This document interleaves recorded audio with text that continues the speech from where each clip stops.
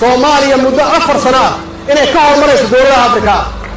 waxaan xaqiijinaynaa muddo 2 sano ah shabaab inaan dalka ka ciribtirno waxaana saaran oo tahay magaaladan aragtaan oo burbursan 4 sano gudaheeda inaan ka soo saarno magaalada ugu nadiifsan magaalada ugu qurxoon inaan ka soo saarno 4 sano joogaya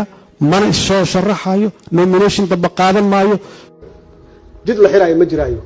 oo la yiraahdo khilaafaad madaxweyne iyo prime minister ah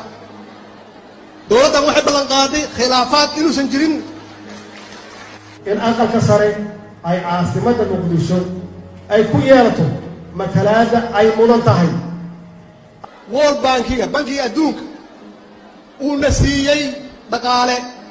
deentii ugu horeysay oo Soomaaliya la siiyo burburka ka bacdi lacagtani deyn ma aha waa deeq weyn read my lips aniga ciidanka haddaan isku haleen waayo Soomaaliyeed oo aan tababaran waay 4 sano waa inta ugu sahlan ogow